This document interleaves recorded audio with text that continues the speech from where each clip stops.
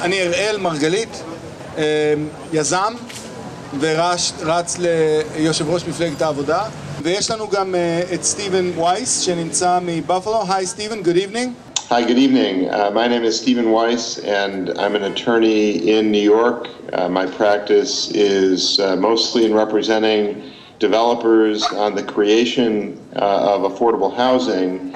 And here in the U.S., we have some very unique tools that hopefully we'll have a chance to speak about that both take advantage of the great need for affordable housing and the fact that there are many companies that pay taxes and are interested in helping to support the funding of affordable housing. If I'm a developer, mani kablan, and I want to build houses for rich Americans in Jerusalem, what would guarantee that I would make a profit on the affordable housing project in a way that would make me go ahead and invest in the project? Many of the developers that we work with are socially minded and socially committed to helping to solve the problem of affordable housing, and so their expectations in creating the affordable housing from a profit standpoint are less, but they're still there, and there is the capacity to make very good fees as a result of this program.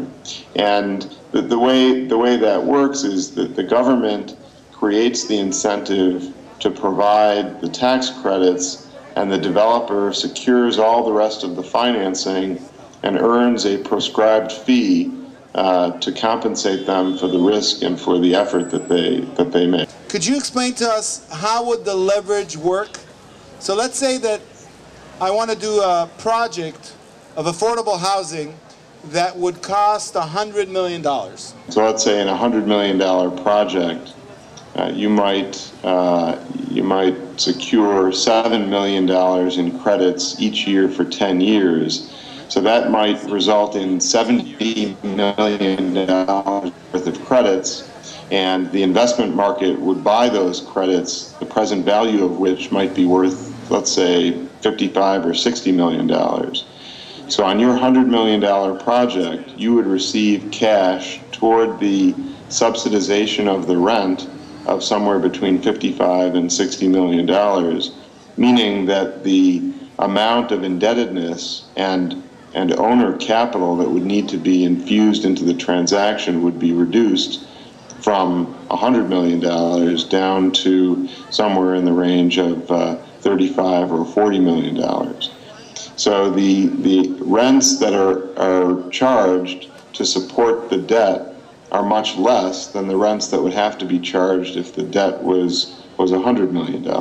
So the apartment, instead of costing X, what did it cost because it was affordable? So the housing itself, the construction costs are the same, but we take a discount of all of those costs by about 50%, and so that the rents that would be charged would be reduced by 50 or more. So the end result is that the quality of the housing is the same, but it costs the tenants half. We just want to tell you one thing. Israel is changing. The revolution is coming. And we want you here to help us build 20,000 units of affordable housing a year. So come over. I'll be there. I'll be there. We've got very successful programs, and I'd love to share my experience with you. Okay. Okay. Thank you, Stephen. Thank you. Very well.